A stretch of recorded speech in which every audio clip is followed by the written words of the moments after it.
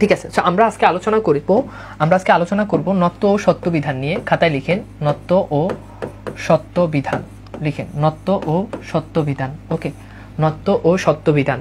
ওকে, so এইবার আসেন নত্ব ও সত্য বিধান। এই নত্ব ও সত্য বিধান জিনিসটা আসলে কি, প্রথমত আমরা এই জিনিসটা নিয়ে একটু আলোচনা করব। সো আমাদের বাংলাতে যে শব্দ রয়েছে, শব্দের ভিতরে সাধারণত আমরা তৎসম শব্দ পেয়ে থাকি। ওকে, অ্যান্ড আরেকটা তৎসম শব্দ ছাড়া বাকি যে শব্দগুলো, এগুলোকে আমরা বলে থাকি এগুলো হচ্ছে অতৎসম শব্দ। তো এক্ষেত্রে আমরা যে জিনিসটা ফলো করব সেটা হচ্ছে আমাদের যে নত্ব বিধান, এখানে বাংলায় ন রয়েছে দুইটা, একটা হচ্ছে মূর্ধন্য ন আর একটা হচ্ছে দন্ত ন। এখন দন্ত ন আর মূর্ধন্য ন এর উচ্চারণ যদিও সেম, কিন্তু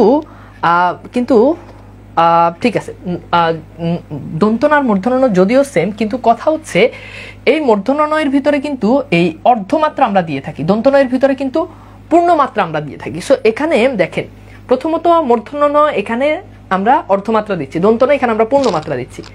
সত্য বিধান মানে কি, মানে তিনটা স, তালব্য স, মূর্ধন্য স আর একটা হচ্ছে দন্ত স। এই তিনটা স এর ব্যবহার একই না, সরি, মানে তিনটা স এর উচ্চারণ প্রায় একই। সো এজন্য খেয়াল করে দেখেন, এজন্য আমাদের যেই নত্ব সত্য বিধান যেটা রয়েছে, নত্ব বিধান বাংলাতে দুটো ন রয়েছে, মূর্ধন্য ন দন্ত ন, সত্য বিধান তালব্য স দন্ত স মূর্ধন্য স। এখন এই যে নত্ব সত্য বিধান অর্থাৎ দুটো নয়ের ব্যবহারের বিধান আর তিনটা স এর ব্যবহারের বিধান, দুটো নয়ের ব্যবহারের বিধান নত্ব বিধান, আর আমরা দেখি যে তিনটা স এর ব্যবহারের বিধান সত্য বিধান। এইবার আমরা একটু খেয়াল করে দেখি, এই যে আমাদের যে নত্ব সত্য বিধানের যে ব্যাপারটা, কেবল তৎসম শব্দের বানানে আমরা মূর্ধন্য ন ব্যবহার করব, আর অতৎসম শব্দের বানানে আমরা দন্ত ন ব্যবহার করব। এখন তৎসম শব্দের বানানে আমরা কি করব, মূর্ধন্য ন, আর তৎসম শব্দের বানানে মূর্ধন্য স, আর অতৎসম শব্দের বানানে দন্ত স। তাহলে তৎসম শব্দের বানানে মূর্ধন্য ন, তৎসম শব্দের বানানে মূর্ধন্য স, আর অতৎসম শব্দের বানানে দন্ত ন, আর অতৎসম শব্দের বানানে দন্ত স। এখান থেকে আমরা একটা জিনিস শিখতে পারি যে মূর্ধন্য ন, আর খেয়াল করে দেখেন এই যে মূর্ধন্য ন আছে, এই মূর্ধন্য ন তার ডার্লিং হচ্ছে মূর্ধন্য স, অর্থাৎ মূর্ধন্য ন যেখানে বসে মূর্ধন্য স একই নিয়মে বসে, মূর্ধন্য ন যেই নিয়মে প্রযোজ্য মূর্ধন্য স একই নিয়মে প্রযোজ্য। তাহলে মূর্ধন্য নয় ডার্লিংকে মূর্ধন্য স। যদি দেখেন কোন শব্দের বানানে মূর্ধন্য বসছে, পরে যদি কোনো স বসে তাহলে সেটা 100% মূর্ধন্য স। যদি কোনো শব্দের বানানে আগে মূর্ধন্য স বসে তাহলে পরে 100% এটা হচ্ছে দন্ত স। ঠিক আছে, দন্ত ন। তাহলে দন্ত নয় ডার্লিংকে বলেন তো, এর ডার্লিং হচ্ছে দন্ত স। এইটা যেখানে যাবে মূর্ধন্য ন যেই নিয়মে বসবে ওই একই নিয়মে মূর্ধন্য স খাটবে, কারণ সে তো তার ডার্লিংকে ছাড়া কিছু বুঝে না। মানে ব্যাপারটা অনেকটা এমন যে এক নারীতে আসক্ত, এই মূর্ধন্য ন সে মূর্ধন্য স ছাড়া কিছুই বুঝে না, আর দন্ত ন সে দন্ত সকে ছাড়া সে কিছুই বুঝে না। এটা দুজন কাপল, জোড়ায় জোড়ায়, বুঝতে পারতেছেন? এটা দুজন কি জোড়ায় জোড়ায়।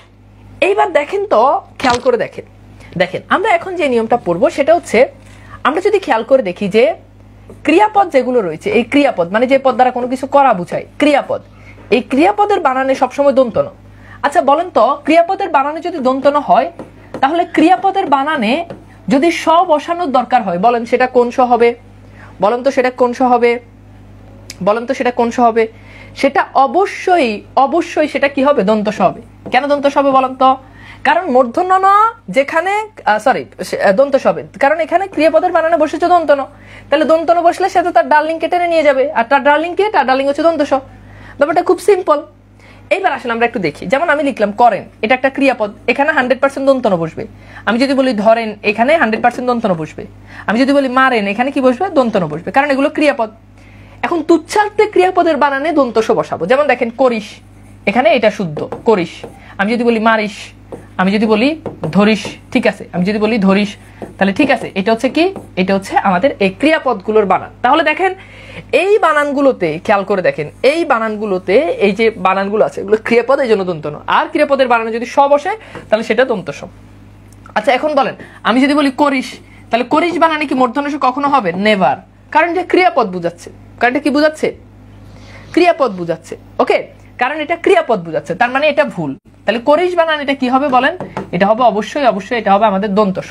ওকে, সো আজকে উপস্থিতি অনেক কম দেখা যাচ্ছে, এখন পর্যন্ত 268 দেখা যাচ্ছে। বললাম না, আস্তে আস্তে কমে স্টুডেন্ট কমবে, এটাই স্বাভাবিক, এবং একটা সার্টেন পয়েন্টে গিয়ে থেমে যাবে, এরপর আর কমবে না।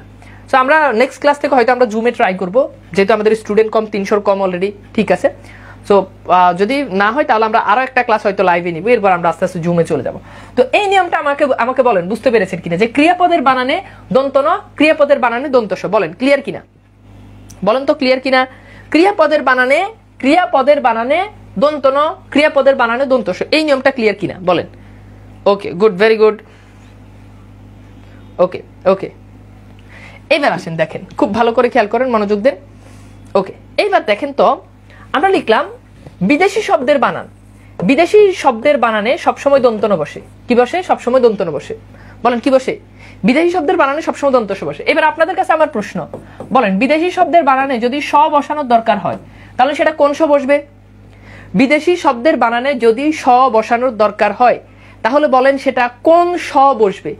বিদেশি শব্দের বানানে দন্তন বসে, তাহলে বিদেশি শব্দের বানানে স বসলে কি বসবে? ওই যে দন্তন। দন্তন এই ডার্লিংকে দন্তস। তাহলে আগের মতো বিদেশি শব্দের বানানে কি বসবে? দন্তস বসবে। যেমন আসেন, আমি যদি বলি স্টোর, দেখেন স্টোর। ওকে, আমি যদি বলি স্টেশন, স্টেশন। আমি যদি বলি মাস্টার, এগুলোতে কি বসবে? এগুলোতে দন্তস বসবে, মাস্টার। ওকে, এগুলোতে দন্তস বসবে। হ্যাঁ, এরকম আরো হতে পারে। যেমন আমি যদি বলি যে স্টুডিও, স্টুডিও। ওকে, স্টুডিও শুদ্ধ বানান এটা, অন্তস্থ ওকার ও। ওকে, সেগুলোতে কি বসবে? এগুলোতে চিন্তা ছাড়া এগুলোতে দন্তস বসবে। এবার আসেন বিদেশি শব্দের বানানে দন্তন বসে। যেমন আমি যদি বলি কর্নেল, এটা বিদেশি শব্দ, ঠিক আছে। পরগনা, এটা বিদেশি শব্দ, ফার্সি শব্দ। ওকে, কেরানি, এটা বিদেশি শব্দ, কেরানি, ঠিক আছে। এরকম আরো হতে পারে কি, ধরেন এরকম আরো হতে পারে, ধরেন আপনার আমি লিখলাম যে গভর্নর, তাহলে গভর্নর এটা কি শব্দ? বিদেশি শব্দ। তার মানে এখানে কি বসবে? এখানে দন্তন বসবে। আচ্ছা, আমি যদি বলি হর্ন, তাহলে এখানে কি বসবে? দন্তন বসবে। যদি বলি প্যান্ট, এটা বিদেশি শব্দ, তার মানে এখানে কি বসবে? দন্তন বসবে। তাহলে বিদেশি শব্দের বানানে দন্তন বসে, বিদেশি শব্দের বানানে দন্তস বসে। বলেন এই নিয়মটা ক্লিয়ার কিনা? আচ্ছা, আজ 3টা ক্লাস তো শেষ, 3টা ক্লাসের রুটিনও দিয়ে দিয়েছি। আবার এরকম আমি আবার আপনাদেরকে ক্লাসের রুটিন দিয়ে দিব। সো এত চিন্তা করার কিছু নাই, আপনাদেরকে ক্লাসের রুটিন শেষ হওয়া মাত্রই একই পোস্টে রুটিন পেয়ে যাবেন। মানে গ্রুপে ঢুকবেন, গ্রুপে ঢুকলে পিন পয়েন্টে দেখবেন, রুটিন যখন দেখার দরকার হবে পিন পয়েন্টে দেখবেন। ওই একই পোস্ট আমি এডিট করে আবার নতুন রুটিন দিয়ে দিব। ওকে, তো এটা পিন পয়েন্টে থেকে যাবে। সো মানে পিন পোস্ট যেটা আমরা বলি, ওই পিন পোস্টে এটা থেকে যাবে। ওকে, শেষ, সবাই ক্লিয়ার? Good, very good. এবার আসেন দেখেন, ট, ঠ, ড, ঢ, মূর্ধন্য ণ, এই বর্ণগুলোকে বলা হয় টবর্গীয় বর্ণ। যদি টবর্গীয় বর্ণের সাথে যুক্ত ব্যঞ্জন যদি কখনো ন বসে, আবার বলছি, টবর্গীয় বর্ণের সাথে যদি যুক্ত ব্যঞ্জন কোনো ন বসে তাহলে 100% সেটা বর্গের শেষ বর্ণ অর্থাৎ মূর্ধন্য ণ বসবে। এখন মাই কোশ্চেন ইজ, টবর্গীয় বর্ণের সাথে যদি যুক্ত ব্যঞ্জনে কোনো স বসার প্রয়োজন বোধ করে, যদি কোনো স বসার প্রয়োজন বোধ করে তাহলে আমরা কোন স বসাবো? অবশ্যই আমরা দন্তন বসছে, তার মানে খেয়াল করে দেখেন, তার মানে এখানে বসাবো মূর্ধন্য ষ। দেখেন, টবর্গীয় বর্ণগুলোর সাথে যুক্ত ব্যঞ্জনে যদি কখনো ন বসানোর প্রয়োজন বোধ করি, যদি কখনো বিদেশি শব্দ কোনগুলো? বিদেশি শব্দ তো চেনাই যায়, প্যান্ট, লিপস্টিক, স্টোর, এগুলো বিদেশি শব্দ। এগুলোর জন্য কি আবার আলাদা করে কিছু করার দরকার আছে? আচ্ছা আচ্ছা, প্লিজ বলেন, হর্ন বানানটা দন্ত ন? অবশ্যই দন্ত ন, এটা প্রচলিত সব জায়গাতে মূর্ধন্য ণ দেওয়া থাকে, এটা বিদেশি শব্দ। তাহলে দেখেন, টবর্গীয় বর্ণগুলোর সাথে যুক্ত ব্যঞ্জনে যদি মূর্ধন্য ণ বসে তাহলে যুক্ত ব্যঞ্জনে কখনো স বসার দরকার হলে সেটা কি? সেটা দন্ত মূর্ধন্য ষ বসবে। আচ্ছা, এবার আসেন আমরা একটু দেখি। দেখেন, আমি লিখলাম কণ্ঠ। আচ্ছা দেখেন তো, কণ্ঠ এখানে ঠ এর সাথে বসছে না? ঠ, তাহলে ঠ এর সাথে যদি যুক্ত হয় তাহলে এটা কি? এটা হচ্ছে মূর্ধন্য ণ। ঠ এর সাথে যুক্ত হলে এটা কি? এটা অবশ্যই হবে, অবশ্যই এটা হবে মূর্ধন্য ণ। আচ্ছা, আমি যদি বলি কণ্টক, তাহলে দেখেন কণ্টক, এখন যদি এই যে নটা বসছে, এই নটা কি? এটা অবশ্যই মূর্ধন্য ণ। এখন দেখেন কণ্টক বানান আমি যদি এইভাবে লিখি, কণ্টক, এটা সঠিক। তারপর আমি লিখলাম কণ্টক। এখন দেখেন, খুব মনোযোগ দেন, কণ্টক বানান ধরেন আমি দুইভাবে লিখলাম, একটা কণ্টক, ঠিক আছে, আরেকটা আমি লিখলাম কণ্টক। এখন বলেন তো কোনটা সঠিক হবে? অবশ্যই এটা ভুল, কারণ এখানে যে পূর্ণমাত্রা দন্ত না, আর এখানে অর্ধমাত্রা মানে মূর্ধন্য ণ, তার মানে এটা সঠিক। তো এইভাবে হবে। যেমন আমি যদি বলি ভণ্ড, তাহলে ভণ্ড, এখানে খেয়াল করে দেখেন, ভণ্ড এটা অবশ্যই মূর্ধন্য ণ হবে। আচ্ছা, এবার আসেন স যদি বসে, যেমন আসেন আমি যদি বলি কষ্ট, তাহলে দেখেন এখানে ট এর সাথে যুক্ত হয়েছে, এই জন্য এটা মূর্ধন্য ষ। এখন কেউ যদি এভাবে লিখে কষ্ট, তাহলে সেটা অবশ্যই কি হবে? সেটা ভুল হবে, ঠিক আছে। এরকম আরো কি হতে পারে? এরকম আরো হতে পারে শ্রেষ্ঠ, তাহলে দেখেন এখানে কি হয়েছে? ঠ এর সাথে বসছে, শ্রেষ্ঠতে কি হয়েছে? ঠ এর সাথে বসেছে। ওকে, এরকম আরো হতে পারে কি? দৃষ্টি, তাহলে দেখেন তো এখানে কি? ট এর সাথে বসছে, এই জন্য এটা মূর্ধন্য ষ বসছে। বুঝতে পেরেছেন ব্যাপারটা? হচ্ছে এই। আচ্ছা, এরকম আরো হতে পারে কি? নষ্ট, তাহলে দেখেন ট এর সাথে বসছে, এই জন্য এখানে মূর্ধন্য ষ বসছে। তাহলে এই নিয়মটা হচ্ছে কি? টবর্গীয় বর্ণগুলোর সাথে যুক্ত ব্যঞ্জনে ন বসানোর দরকার হলে সেটা মূর্ধন্য ণ, স বসানোর দরকার হলে সেটা দন্ত স। বলেন তো ক্লিয়ার কিনা? বলেন, দ্রুত বলেন যে এই ব্যাপারটা ক্লিয়ার কিনা এভরিওয়ান? স্যার স্টেশনে তো তালেব বেশ আছে। আচ্ছা, স্টেশন বানানে তালেব বেশ নিয়ে আমাদের কোনো দ্বিধা নাই। কোথাও দেখবেন যে স্টেশন বানানে তালেব বেশ জায়গায় দন্তস দিছে। সপ্তবিধানে আমরা শুধু তালেব দন্তস আর মূর্ধন্যসের ব্যবহার শিখবো। তালেব বেশ ব্যবহারের বিধান নিয়ে আমাদের কোনো ঝামেলা নেই। আমাদের ঝামেলা হয় স্টেশন বানানে কেউ মূর্ধন্যস দেয়, কেউ দন্তস দেয়। ওদের ঝামেলা হচ্ছে এই জায়গাতে। ঠিক আছে, ওকে, গুড, ভেরি গুড। যুক্ত ব্যঞ্জনের ব্যাপারটা আবার বলেন। যুক্ত ব্যঞ্জন বলতে এই যে দেখেন এগুলো সবগুলো যুক্ত হবে। যদি এই বর্ণগুলোর সাথে যুক্ত হয় তাহলে হয় মূর্ধন্য, না হলে মূর্ধন্যস। যেমন দেখেন এখানে যুক্ত বর্ণ, এখানে যুক্ত বর্ণ, এখানে যুক্ত বর্ণ, এখানে যুক্ত বর্ণ, মানে একটা আরেকটার সাথে লেগে যায়। ঠিক আছে, আবার বলছি টবর্গীয় বর্ণগুলোর সাথে যুক্ত ব্যঞ্জনে সবসময় মূর্ধন্য এবং মূর্ধন্যস বসে। এইবার আসেন টবর্গীয় গেলে। এবার টবর্গীয় দেখেন ত, থ, দ, ধ, দন্ত ন। আচ্ছা দেখেন তো ওখানে বর্গের শেষ বর্ণ ছিল কি মূর্ধন্য ন, এই জন্য মূর্ধন্য বসে। এখানে বর্গের শেষ বর্ণ কি দন্ত ন। তাহলে এই বর্ণগুলোর সাথে যুক্ত ব্যঞ্জনে সবসময় কে বসবে? দন্ত ন বসবে। কে বসবে? দন্ত ন। আচ্ছা যদি দন্ত ন বসে তাহলে স হিসাবে কোন স বসবে? অবশ্যই অবশ্যই কোন স? দন্ত স, কারণ এরা তো কাপল। আচ্ছা এইবার দেখেন একটু ভালো করে খেয়াল করেন। ধরেন আমি লিখলাম, একটু ভালো করে বুঝেন, বুঝলে এই জিনিসগুলো একদম পকপকে ক্লিয়ার হয়ে যাবে। ওকে, আচ্ছা এবার আসেন, ধরেন আমি লিখলাম অন্ত। তাহলে অন্ত এখানে তয়ের সাথে যুক্ত হয়েছে, এজন্য এটা দন্ত ন। এখানে কিন্তু মূর্ধন্য ন দেওয়া যাবে না। দেখেন আমি লিখলাম, খুব ভালো করে খেয়াল করেন, আমি লিখলাম শান্ত। তাহলে দেখেন তয়ের সাথে যুক্ত হয়েছে, তার মানে এটা মূর্ধন্য ন হবে না, এটা কি হবে? এটা হবে দন্ত ন। দেখেন আমি লিখলাম গ্রন্থ। তাহলে এখানে দেখেন থয়ের সাথে যুক্ত হয়েছে, এই যে থ, থয়ের সাথে যুক্ত হয়েছে, তার মানে এটা কি হবে? দন্ত ন হবে। আমি লিখলাম দ্বন্দ্ব। তাহলে দেখেন এখানে দয়ের সাথে যুক্ত হয়েছে, তার মানে এটা কি হবে? এটা অবশ্যই দন্ত ন হবে। আচ্ছা এখন যদি স বসানোর দরকার হয় তাহলে সেটা কোন স হবে? দন্ত স হবে। যেমন আসেন আমি লিখলাম নিস্তার। তাহলে দেখেন এখানে দন্ত স বসাবো, কারণ এই যে ত, তয়ের সাথে যুক্ত হয়েছে, তার মানে কোন স? দন্ত স। দেখেন আমি যদি বলি বিস্তার, তাহলে দেখেন তো তয়ের সাথে যুক্ত হয়েছে, তার মানে এটা কোন স? তার মানে এটা দন্ত স। দেখেন আমি যদি বলি পরিস্থিতি, তাহলে দেখেন পরিস্থিতি, এখানে কিন্তু থয়ের সাথে যুক্ত হয়েছে, তাহলে থয়ের সাথে যুক্ত হয়েছে, তার মানে এটা কোন স? এটা দন্ত স। বলেন তো এই নিয়মটা ক্লিয়ার কিনা? আচ্ছা একজন বলছে ঠান্ডা বানানে কি দন্ত নয়ের ব্যবহার? দেখি বইয়ে। ঠান্ডা বানান এটা হিন্দি শব্দ, এই জন্য বিদেশি শব্দ হওয়ার কারণে ঠান্ডা বানানে আবার দন্ত ন হবে, মনে রাখবেন ঠান্ডা বানানে দন্ত ন।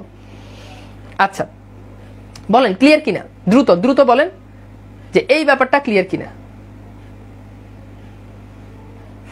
আচ্ছা ওকে, গুড, ভেরি গুড,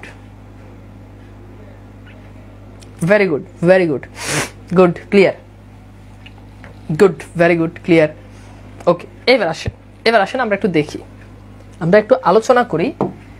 মনে রাখবেন এখানে আমরা কয়েকটা বর্ণ লিখলাম। আমি লিখলাম র, আমি লিখলাম রেফ, আমি লিখলাম রফালা, আমি লিখলাম ক্ষীয়, লিখলাম মূর্ধন্য স। খুব ভালো করে বুঝেন। আমি লিখলাম রি, লিখলাম রিকার, রি, রি, এরপর লিখলাম কি রিকার, রি, এরপর লিখলাম রিকার। ওকে, তো এই বর্ণগুলো এখানে খেয়াল করে দেখেন, এই যে বর্ণগুলো লিখছি, কি লিখছি? র, রফালা, রেফ, আর হচ্ছে র, রেফ, রফালা, ক্ষীয়, মূর্ধন্য স। তারপর হচ্ছে কি রি, রিকার, তারপর কি বলেন? রি, রিকার। আচ্ছা এখন দেখেন এই বর্ণগুলো লিখলাম। এবার আসেন এই পাশে আমরা আরো কিছু বর্ণ লিখি, এই পাশে আমরা আরো কিছু বর্ণ লিখি। এই পাশে আমরা লিখলাম ক বর্গের বর্ণ, ক, খ, গ, ঘ, উ। তারপর আসেন লিখি প বর্গের বর্ণ, প, ফ, ব, ভ, ম। এরপর লিখেন হ, অন্তস্থ অ, অন্তস্থ ঝ, অনুস্বার। এই যে বর্ণগুলো আছে, এই বর্ণগুলো, এই বক্সের বর্ণগুলো, এগুলোকে আমরা বলবো এগুলো হচ্ছে আমাদের চুম্বক। এই বর্ণগুলো কি? এগুলো হচ্ছে চুম্বক। ওকে, এই যে বর্ণগুলো, এই বর্ণগুলোকে আমরা বলবো লোহা। আচ্ছা ভাইয়া এই বক্সের বর্ণ আর এই বক্সের বর্ণ ছাড়া তো পৃথিবীতে হাজার হাজার বর্ণ আছে, তাহলে ভাই ওই বর্ণগুলো কি? ওই বর্ণগুলো হচ্ছে কাঠ, বাদ বাকি সব বর্ণগুলো কাঠ। তাহলে দেখেন তো এখন আমি যদি বলি আচ্ছা তালেব বেশ এটা কি বর্ণ? এটা কি লোহা? খুব ভালো করে বুঝেন। আমি বললাম আচ্ছা তালেব বেশ এটা কি লোহা, এটা কি চুম্বক, নাকি এটা কাঠ? তাহলে দেখেন তালেব বেশ এখানে নাই, তালেব বেশ এখানে নাই, তার মানে তালেব বেশ 100% কি? কাঠ ধরলাম। এখন ভাইয়া কাঠ কি সেটা আমরা পরে বুঝবো, কাঠ কি সেটা আমরা পরে বুঝবো, আগে এইটা খেয়াল করেন। এবার দেখেন খুব মনোযোগ দেন, আমাদের সূত্র হচ্ছে আকর্ষণ যদি করে তাহলে সেক্ষেত্রে আমরা মূর্ধন্য ন বসাবো। কি বসাবো? মূর্ধন্য ন। সর্বোচ্চ মনোযোগ দেন, নাহলে বলবেন ভাইয়া বুঝি নাই। ভাইয়া ঠান্ডা বানানো দন্ত ন কেন? একটু আগে নিয়ম পড়ছি যে বিদেশি শব্দের বানানো দন্ত ন হয়, ঠান্ডা বিদেশি শব্দ, তাই এখানে দন্ত ন হবে। আচ্ছা এবার দেখেন আকর্ষণ করলে মূর্ধন্য ন, আর আকর্ষণ যদি না করে তাহলে সেক্ষেত্রে আমরা দন্ত ন বসাবো। আকর্ষণ করলে মূর্ধন্য ন, আকর্ষণ না করলে দন্ত ন। আকর্ষণ করলে মূর্ধন্য ন, আকর্ষণ করলে হয়ের পর কি? হয়ের পর অন্তস্থ ঝ, অন্তস্থ অ, অনুস্বার। ঠিক আছে, তাহলে আকর্ষণ করলে মূর্ধন্য ন, আকর্ষণ করছে না দন্ত ন। এবার দেখেন আমি দুইটা শব্দ লিখি, এগুলো একটু ভালো করে খেয়াল করেন। নাম্বার 1 একটা হচ্ছে আমি লিখলাম পরায়ণ, নাম্বার 2 আরেকটা আমি লিখলাম পলায়ন। এখন ধরেন আমি জানি না যে এই দুটো শব্দে কোনটা লোহা কোনটা কাঠ কোনটা কি, আমি জানি না, মানে কোনটা মূর্ধন্য বসবে, এই দুটো শব্দে কোথায় মূর্ধন্য বসবে নাকি দন্তন্য বসবে এটা আমি জানি না। এখন আমাকে যে কাজটা করতে হবে, আমাকে যে নটা আমি বসাইছি ওই নয়ের আগের বর্ণটা, আগের দুইটা বর্ণ আমাকে হিসাব করতে হবে। তাহলে দেখেন নয়ের আগের বর্ণগুলো কি, অন্তস্থ অ, বলেন তো এটা লোহা না কাঠ, বলেন আপনারা বলেন। অন্তস্থ অ এটা কি লোহা না কাঠ নাকি চুম্বক, বলেন। অন্তস্থ অ, অন্তস্থ অ, বলেন। অন্তস্থ অ এটা কি লোহা, এটা কি কাঠ, এটা কি চুম্বক, বলেন দ্রুত দ্রুত দ্রুত বলেন। আচ্ছা আমরা বলছি যে কমপক্ষে দুইটা বর্ণ কাউন্ট করব। তাহলে এই নয়ের আগে এখানে র, বলেন তো রটা কি। এবার আপনাদের কাছে আমি জানতে চাই, বলেন রটা কি লোহা, রটা কি চুম্বক, বলেন। রটা অবশ্যই কি, রটা চুম্বক, এই যে এখানে প্রথমে দেখতে পাচ্ছি। তাহলে দেখেন এখানে প্রথম বর্ণটা কি বলেন তো, চুম্বক। প্রথম বর্ণটা কি, চুম্বক মানে র। দেখেন প্রথম বর্ণটা কি, র। র কি, র হচ্ছে চুম্বক। পরের বর্ণটা কি, পরের বর্ণটা হচ্ছে ল, মানে অন্তস্থ। অন্তস্থ কি, অন্তস্থ হচ্ছে লোহা। এবার বলেন তো চুম্বক প্লাস লোহা কি আকর্ষণ করে, বলেন। চুম্বক আর লোহা পাশাপাশি থাকলে কি আকর্ষণ করে, বলেন। চুম্বক আর লোহা পাশাপাশি থাকলে কি আকর্ষণ করে, অবশ্যই করে। ধরেন এটা একটা লোহা, এটা একটা চুম্বক, এখন রাখলেন, একজন আরেকজনের বুকে টান দিয়ে নিয়ে নিবে, এটা হচ্ছে আকর্ষণ। তাহলে আকর্ষণ করে, তাহলে ভাইয়া যদি আকর্ষণ করে তাহলে আমাদের সূত্র অনুযায়ী আকর্ষণ করলে কি বসে, মূর্ধন্য বসে। এখন পরায়ণ বানানে আমি তো পূর্ণ মাত্রা দিছি দন্তন্য, তার মানে এটা ভুল, তার মানে এটা ভুল। তাহলে পরায়ণ বানানে আমাদেরকে যেটা করতে হবে সেটা হচ্ছে আমাদেরকে এই মূর্ধন্যটা যে আছে, মূর্ধন্য না বসে পরায়ণ বানানে আমাদেরকে, সরি দন্তন্য না বসে আমাদেরকে এই মূর্ধন্যটাকে বসিয়ে দিতে হবে। তাহলে পরে পরায়ণ বানানটা শুদ্ধ, তাহলে পরে কি পরায়ণ বানানটা শুদ্ধ। এবার দেখেন পলায়নের কেসটা খেয়াল করেন। পলায়নে দেখেন অন্তস্থটা কি, আগের মতো লোহা। এরপর দেখেন লটা কি, আচ্ছা দেখেন তো লটা কি এখানে আছে না, এই বক্সে আছে না, তার মানে লটা এই বক্সেও নাই এই বক্সেও নাই, তার মানে লটা কি কাঠ। আমরা বলছি বাদ বাকি সব বর্ণ কাঠ। তাহলে দেখেন কাঠ। এবার দেখেন কাঠ আর লোহা কি আকর্ষণ করে, ধরেন এটা একটা কাঠ এটা একটা লোহা, একজন আরেকজনের বুকে টাইনে নিব, জীবনেও নিব না, জীবনেও নিব না। তাহলে আকর্ষণ করে না, তাহলে আকর্ষণ যদি না করে তাহলে কি বসাবো, দন্তন্য। আকর্ষণ না করলে কি বসাবো, দন্তন্য। তাহলে আকর্ষণ না করলে আপনি যদি দন্তন্য বসান তাহলে আকর্ষণ করে না দন্তন্য, তার মানে এটা ঠিক আছে। এখানে আমি দন্তন্য লিখছি, এটা ঠিক আছে। এইবার বলেন তো এই দুটো উদাহরণ ক্লিয়ার কিনা, একদম। পরায়ণ মূর্ধন্য ন, পলায়ন দন্তন্য, কিন্তু দেখে অনেকটা একই রকম মনে হয়, ঠিক আছে। লোহা এবং চুম্বকটা কি একটু বুঝিয়ে বলেন। লোহা এবং চুম্বক, এটা লোহা এটা চুম্বক, এই বর্ণগুলোকে ধরবো চুম্বক, এই বর্ণগুলোকে ধরবো লোহা, বলেন ক্লিয়ার কিনা, দ্রুত দ্রুত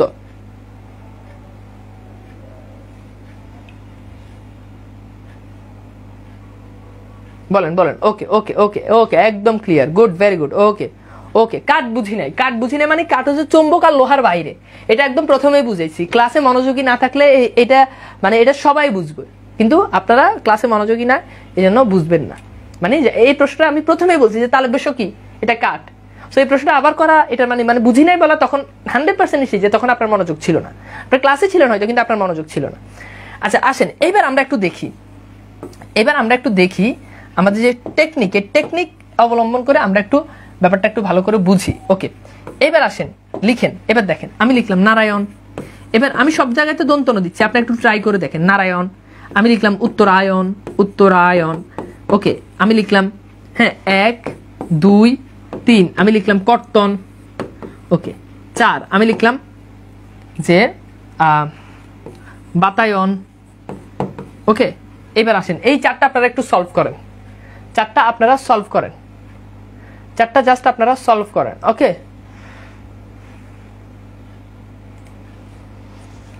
দ্রুত দ্রুত সলভ করেন। একজন বলছে ভাইয়া পরাণটা কি, পরাণটাতে আসতেছি ভাইয়া, এত সবকিছু পড়ানো হবে। রামায়ণটা কিভাবে হলো, রাম আয়ন প্রত্যয় যুক্ত শব্দের সাথে যদি র রেফ এইসব বর্ণগুলো যদি যুক্ত হয় ক্ষীয়, তাহলে সেগুলোতে মূর্ধন্য হয়। ওকে রামায়ণ এই নিয়মের সাথে এভাবে মিলে না, আরো দু একটা শব্দ আছে এটা ডিরেক্টলি এটা এখানে মিলবে না, বলেন কি হবে। ওকে গুড, আসেন আমরা নারায়ণটা একটু সলভ করি। দেখেন নারায়ণটাতে দেখেন অন্তস্থ অ, এটা কি, এটা হচ্ছে আমাদের চুম্বক। অন্তস্থটা কি বলেন, অন্তস্থটা হচ্ছে চুম্বক। ওকে ফাইন, তাহলে চুম্বক। রটা কি সরি অন্তঃস্থটা হচ্ছে লোহা, দুঃখিত, অন্তঃস্থটা কি, অন্তঃস্থটা হচ্ছে লোহা, তাহলে এখানে লিখলাম লোহা।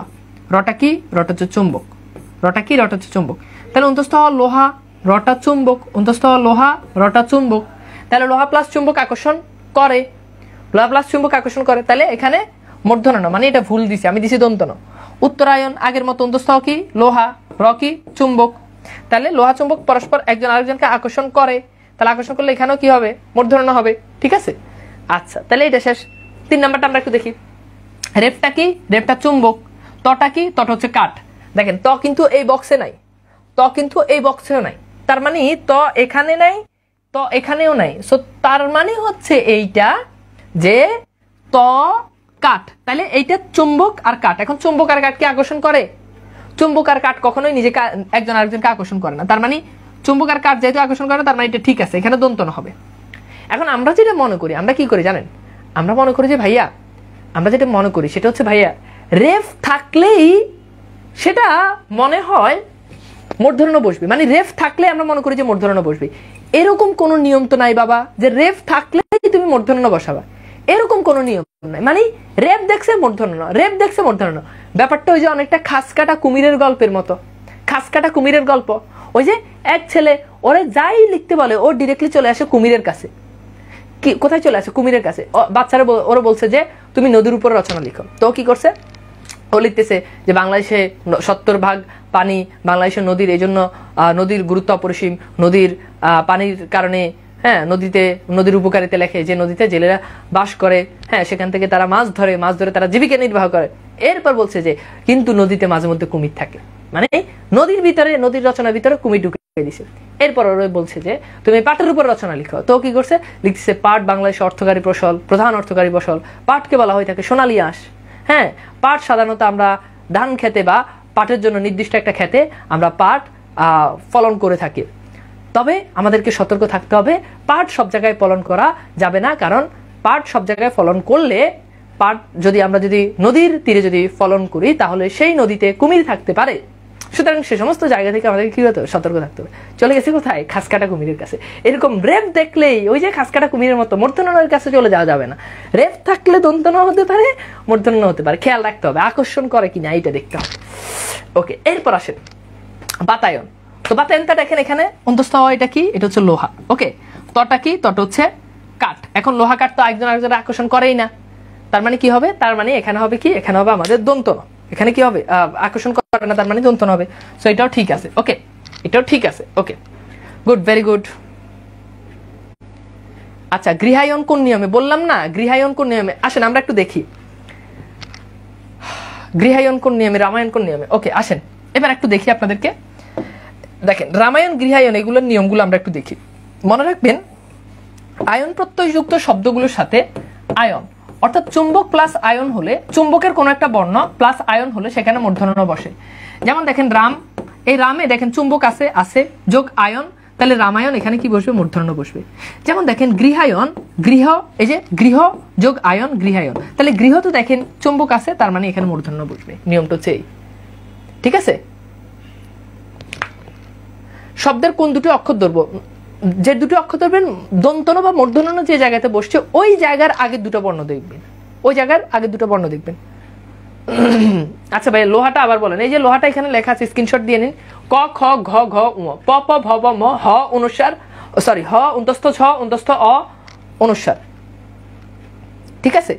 অর্পণ কি হবে, অর্পণ, আচ্ছা কিছু কিছু শব্দ আছে যেগুলো আমাদেরকে একটু খেয়াল রাখতে হবে, কিছু কিছু শব্দের ব্যাপারে আমাদেরকে আমরা যখন পড়বো যে মূর্ধন্য মানে নিত্য মূর্ধন্যের ব্যাপারটা যখন আমরা পড়বো তখন আপনারা এগুলো খুব ভালো করে বুঝতে পারবেন। তবে আমাদের যে আপন বানানে মূর্ধন্য, কিন্তু একজন বলছে অর্পণ, অর্পণ অবশ্যই মূর্ধন্য হবে, কারণ অর্পণে কিন্তু আকর্ষণ করে। অর্পণ দেখেন রেপ্ট হচ্ছে চুম্বক, পট হচ্ছে লোহা, সো আকর্ষণ করতেছে। ওকে, সো কি করতেছে, আকর্ষণ করে। দুটা লোহা শব্দ একসাথে হলে তখন আকর্ষণ করবে না, এটা তো আমরা দেখলামই যে বাতায়ন, দুটা লোহা, সো আকর্ষণ করে না বাতায়ন। হ্যাঁ, এবং বাতায়ন সরি একটা কাঠ আছে, দুটা লোহা থাকলে নর্মালি একটা আরেকটাকে আকর্ষণ করবে না। লোহা প্লাস চুম্বক কি একসাথে থাকতে হবে, মানে থাকলে আকর্ষণ করবে, না থাকলে আকর্ষণ করবে না, আর থাকলে মূর্ধন্য বসবে, না থাকলে দন্তন্য বসবে, সোজা হিসাব। ওকে, এইবার আসেন লিখেন, লিখবেন যে তৎসম শব্দের বানানে সবসময় মূর্ধন্য বসে। কিন্তু ওই তৎসম শব্দের অতৎসম রূপ যেটা, বা ওই তৎসম শব্দের তদ্ভব রূপ, ওই তৎসম শব্দের তদ্ভব রূপে সবসময় দন্ত ন বসে। ব্যাপারটা কি? ব্যাপারটা হচ্ছে দেখেন, আমি যদি বলি স্বর্ণ, স্বর্ণ এটা কিন্তু তৎসম শব্দ স্বর্ণ, কিন্তু স্বর্ণের তদ্ভব শব্দ কি? সোনা, ঠিক আছে? তাহলে সোনা বানানো দন্ত ন। যেমন দেখেন প্রাণ, এটা কিন্তু তৎসম শব্দ, এটা কিন্তু কি শব্দ? তৎসম শব্দ। কিন্তু প্রাণ শব্দের তদ্ভব শব্দ কি? পরাণ। ওকে, সো পরাণ বানানে কিন্তু দন্ত ন। এই যে একজন বারবার প্রশ্ন করে পরাণে কি হবে, পরাণে কি হবে, পরাণে কি হবে, পরাণে এটা হবে, উত্তর নেন। ওকে, এইবার আসেন খেয়াল করেন, যেমন আমি যদি বলি বামুন, এই বামুন এখানে খেয়াল করে দেখেন এখানে দন্ত ন, কিন্তু আমি যদি বলি ব্রাহ্মণ, এই ব্রাহ্মণ বানানে কি হবে? ব্রাহ্মণ বানানে আমাকে মূর্ধন্য ন বসাতে হবে। ব্যাপারটা হচ্ছে এই। সো এইভাবে আমাদেরকে খেয়াল করে দেখেন, ঠিক আছে? দেখেন তাহলে এইভাবে আমাদেরকে কি করতে হবে? জাস্ট শব্দ যেগুলো বসাচ্ছি ওই শব্দগুলোর কি করতে হবে? দেখতে হবে যে এগুলো আসলে তৎসম নাকি এগুলো তদ্ভব। ওকে, আসেন কান, এই কান, কান যেটা আছে কান, কর্ণ, কর্ণ এটা হচ্ছে তৎসম শব্দ, আর এই বানানটা তদ্ভব রূপ কি? কান, কান বানানে কিন্তু দন্ত ন। এখন আপনি আমাকে প্রশ্ন করবেন, আচ্ছা ভাইয়া, আচ্ছা ভাইয়া এইগুলো যে আছে এগুলো তো ভাইয়া আপনি যদি খেয়াল করেন যে ভাইয়া এই যে বর্ণগুলো যে আছে এই বর্ণগুলো, এগুলো তো ভাইয়া এগুলো যে তৎসম এটা আমি কিভাবে জানবো, আর এগুলো যে তদ্ভব এটা আমি কিভাবে জানবো? আপনি জানা লাগবে না। দেখেন এগুলো তো আকর্ষণ করে, এই যে রেফ, রেফটা চুম্বক, বটা লোহা, আকর্ষণ করে, এই জন্য মূর্ধন্য ন। প্রাণ, পটা লোহা, রফলাটা চুম্বক, আকর্ষণ করে। বামুন, বামুনে দন্ত ন, কিন্তু ব্রাহ্মণ, ব্রাহ্মণে দেখেন আকর্ষণ করে, এই যে চুম্বক আর হচ্ছে কি চুম্বক, চুম্বক, এটা আমি উল্টা লিখেছি। কর্ণ এখানে আকর্ষণ করে, রেপ ক, মানে রেপটা হচ্ছে চুম্বক, কটা হচ্ছে লোহা, আর কানে আকর্ষণ করে না, শেষ। এই নিয়মটা খুবই সিম্পল। তাহলে তদ্ভব শব্দের বানানে বসে দন্ত ন, তৎসম শব্দের বানানে বসে মূর্ধন্য ন। কি বসে? মূর্ধন্য ন। হ্যাঁ, এই যে একজন বলছে যে তৎসম তদ্ভব চিনি না। বামুনটা কি? বামুন হচ্ছে ব্রাহ্মণের তদ্ভব রূপ। ওকে ওকে, হয়েছে ক্লিয়ার সবার? ব্যাপারটা বুঝতে পেরেছেন? বলেন এই নিয়মটা বুঝতে পেরেছেন কিনা বলেন তো। রামায়ণে ম তো চুম্বক না, তাহলে ভাই রামায়ণে বললাম না, রাম মূল শব্দের সাথে যদি চুম্বক, চুম্বকের কোন একটা বর্ণ থাকে এরপর আয়ন যুক্ত হলে সেটা মূর্ধন্য ন হয়। ওকে, হ্যাঁ বামুন তদ্ভব শব্দ, কিন্তু ব্রাহ্মণ এটা হচ্ছে তৎসম শব্দ। ওকে ওকে ভাইয়া, ক্লিয়ার, কোনো ভেজাল নাই। ওকে, পানি পানি, গুড, ভেরি গুড। বামুনটা বুঝি নাই, বামুন তদ্ভব শব্দ তাই দন্ত ন, আর এটা তৎসম শব্দ হচ্ছে ব্রাহ্মণ, তাই ব্রাহ্মণ হচ্ছে মূর্ধন্য ন।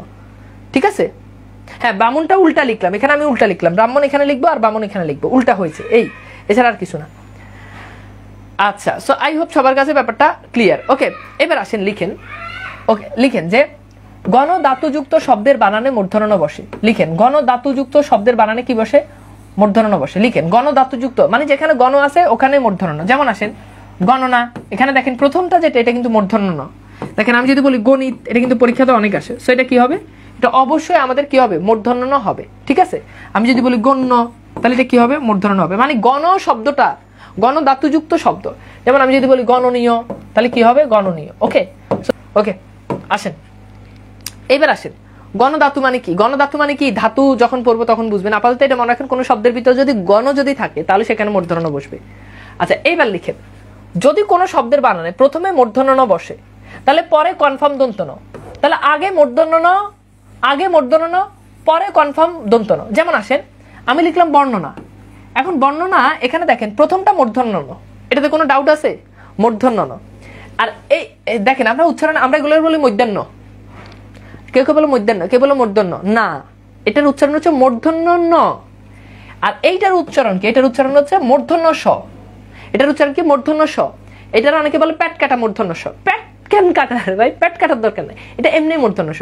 আমি নোয়াখালীতে একবার ক্লাস নিতে গেছি, এক মিনিট জিজ্ঞেস করলাম এইটা কি, ওকে হ্যাট কাটা মূর্ধন্য স, মানে পেট কাটা থেকে ও নিয়ে গেছে হ্যাট কাটা।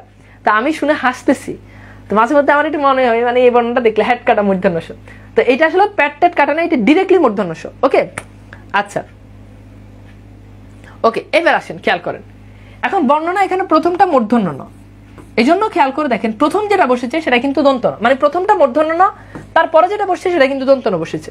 যেমন দেখেন একটা আগে যে পড়লাম গণনা, এখানে প্রথমটা মূর্ধন্য ন, কারণ গণধাতুতে মূর্ধন্য ন হয়। এরপর দেখেন পরে যেটা বসেছি সেটা কিন্তু দন্ত ন, তাহলে গণনা এখানে প্রথমটা মূর্ধন্য ন, পরেরটা কি? পরেরটা ঠিকই দন্ত ন। আচ্ছা, রণন প্রথমটা মূর্ধন্য ন, তার মানে কি হবে? পরেরটা অবশ্যই কি হবে বলেন? দন্ত ন হবে। পরেরটা কি হবে? পরেরটা অবশ্যই অবশ্যই দন্ত ন হবে। আমি লিখলাম চূর্ণন, তাহলে চূর্ণন প্রথমটা মূর্ধন্য ন, পরেরটা কি হবে বলেন? পরেরটা অবশ্যই কি হবে? দন্ত ন হবে। যেমন আসলে আমি লিখলাম পানিনি, তাহলে প্রথমটা মূর্ধন্য ন, পরেরটা দন্ত ন। তাহলে প্রথমটা মূর্ধন্য ন হলো, পরেরটা দন্ত ন, প্রথমটা মূর্ধন্য ন হলো, পরেরটা দন্ত ন, প্রথমটা মূর্ধন্য ন হলো, পরেরটা দন্ত ন। মুখস্থ করে ফেলেন।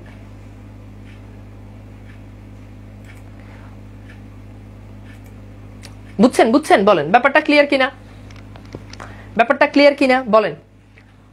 মূর্ধন্য ন এরপর দন্ত ন, মূর্ধন্য ন এরপর দন্ত ন, প্রথমটা মূর্ধন্য ন, পরেরটা দন্ত ন, প্রথমটা মূর্ধন্য ন, পরেরটা দন্ত ন। বলেন বুঝছেন কিনা? দ্রুত এটা আরো একবার বলুন স্যার। যদি কোন শব্দের বানানে প্রথমে মূর্ধন্য ন বসে, যেমন বর্ণনা, এখানে প্রথমে মূর্ধন্য ন বসছে, পরে যদি আবার কোনো ন বসায় তাহলে সেটা 100% সেটা দন্ত ন। প্রথমটা মূর্ধন্য ন, পরেরটা দন্ত ন। গুড, এইটাই হচ্ছে কথা। প্রথমটা মূর্ধন্য ন, পরেরটা good, clear clear, okay fine, clear. আচ্ছা এইবার আসেন যদি ক্লিয়ার হন, এবার আসেন যদি ক্লিয়ার হন, যদি ক্লিয়ার হন এরপর লিখেন, হ্যাঁ প্রথমটা যদি দন্ত ন হয় তাহলে পরেরটা কি হবে? প্রথমটা দন্ত ন হলো, পরেরটা দন্ত ন হতে পারে, এটা কোনো নিয়ম নাই। মানে পরেরটা দন্ত ন হতে পারে, মূর্ধন্য ন হতে পারে, হোয়াট এভার। আমি তো সেটা বলি না, আমি বলছি প্রথমটা যদি মূর্ধন্য ন হয় পরেরটা আপনি কনফার্ম সেটা হচ্ছে দন্ত ন। আচ্ছা এইবার লিখেন সমাসবদ্ধ, সমাসবদ্ধ শব্দে, সমাসবদ্ধ শব্দে দন্ত ন বসে। লিখেন সমাসবদ্ধ শব্দে দন্ত ন বসে। এখন প্রশ্ন হচ্ছে ভাইয়া সমাসবদ্ধ শব্দ কি? এইটাই তো আমি বুঝি না। What is সমাসবদ্ধ? সমাসবদ্ধ মানে কি আমি তো এটাই বুঝি না। ঠিক আছে, পানিনি অর্থ কি? একজন মনীষীর নাম পানিনি। আচ্ছা এখন সমাসবদ্ধ শব্দ এবার খাতায় লিখেন সমাসের যত উদাহরণ আছে, সমাসের যত উদাহরণ, যত উদাহরণ। সমাসবদ্ধ শব্দ মানে কি? মানে সমাসের যত উদাহরণ। তো এখন আমরা তো সমাস পড়ি নাই, আপনি তো সমাসবদ্ধ শব্দ চিনবেন না, জাস্ট আপনি নিয়মটা মনে রাখেন। নত্যবিধানে এমন একটা নিয়ম আছে, যেমন কিছু কিছু শব্দ আছে, যেমন দুর্নাম, এটা সমাসবদ্ধ শব্দ। যেমন আছেন ত্রিনয়ন, খেয়াল করেন ত্রিনয়ন, তো ত্রিনয়ন এটা সমাসবদ্ধ শব্দ। অগ্রনায়ক এটা সমাসবদ্ধ শব্দ। এই জন্য দেখেন এগুলোতে 100% দন্ত ন, এগুলোতে কি? এগুলোতে দন্ত ন। তাহলে দুর্নাম এখানে রেফ আছে, এই জন্য এটাতে ভুল করে অনেকে মূর্ধন্য ন দেয় না, এটা না। সমাস কি সেটাই আমি জানি না, সেটা আমি বুঝতে পারছি যে সমাস কি আপনি ধরেন সেটা জানেন না, বাট আপনি নিয়মটা শুধু মনে রাখেন যে সমাসবদ্ধ শব্দ মূর্ধন্য ন। যেমন দুর্নাম এটা সমাসবদ্ধ শব্দ, হওয়ার কথা ছিল কি রেফ আছে, সেই সব করলেও কিন্তু মূর্ধন্য ন বসাই দিয়ে। ওকে আচ্ছা, তো এই ব্যাপারটা ক্লিয়ার কিনা বলেন? বলেন জাস্ট এটা এতটুকু পর্যন্ত, যে এই নিয়মটা জাস্ট মুখস্থ করবেন, শেষ, আর কিছু না, এখানে আর কোনো চাপ নাই। আচ্ছা এইবার আসেন খেয়াল করেন, এবার আপনাদেরকে আরেকটা চমৎকার জিনিস শিখাই। সেটা হচ্ছে কিছু কিছু শব্দ আছে যেগুলো দেখেন চুম্বক লোহার হিসাব মিলাইতে হলে তো কিছু কিছু শব্দ আছে যেগুলোতে ধরেন কমপক্ষে 2টা বর্ণ লাগে। মানে চুম্বক লোহা হিসাব করতে হলে তো 9 এর আগে 2টা বর্ণ লাগে। মনে রাখবেন যদি কখনো চুম্বকের পরে যদি কোনো ন বসে, চুম্বকের পরে যদি কোনো ন বসে তাহলে সেটা 100% সেটা মূর্ধন্য ন। চুম্বকের পর যদি ন বসে তাহলে সেটা কি বলেন? সেটা অবশ্যই অবশ্যই সেটা হবে মূর্ধন্য ন। যেমন খেয়াল করে দেখেন, যেমন ধরেন আমি বললাম ক্ষণ, চুম্বক, ক্রিয় কি? চুম্বক, তার মানে পরে কি? মূর্ধন্য ন। দেখেন আমি লিখলাম রণ, তাহলে দেখেন প্রথমটা কি? প্রথমটা র, তাহলে র কি? চুম্বক, এরপর কি বসবে? মূর্ধন্য ন। যেমন দেখেন আমি লিখলাম ঋণ, ঋণ, যেমন দেখেন ঋণ। এখন ঋণ এখানে খেয়াল করে দেখেন, এখানে এটা কি? এটা হচ্ছে আমাদের কি? এটা হচ্ছে আমাদের চুম্বক, তাহলে চুম্বকের পর কি বসবে? মূর্ধন্য। মানে মনে রাখবেন যে যদি আমরা দেখি যে চুম্বক বসেছে কোন শব্দে, চুম্বকের পরে যদি কোনো ন বসে তাহলে সেটা কনফার্ম সেটা মূর্ধন্য ন। যেমন ক্ষণ, রণ, ঋণ। ব্যাপারটা কি ক্লিয়ার? ঠিক আছে, ব্যাপারটা কি ক্লিয়ার? তো দেখেন এই যে সমাসবদ্ধ শব্দগুলো আছে এগুলোর পরে যদি কোনো ন বসে তাহলে সেটাও কি হবে? সেটা অবশ্যই মূর্ধন্য হবে। আচ্ছা এইবার আসেন খেয়াল করেন, দেখেন এবার খুব ভালো করে বলেন এই জিনিসটা ক্লিয়ার কিনা? মানে চুম্বকের পরে কোনো ন বসলে সেটা অবশ্যই মূর্ধন্য ন। ক্লিয়ার কিনা বলেন তো? চুম্বকের পরে ন বসলে সেটা অবশ্যই সেটা কি হবে? সেটা অবশ্যই মূর্ধন্য হবে। আচ্ছা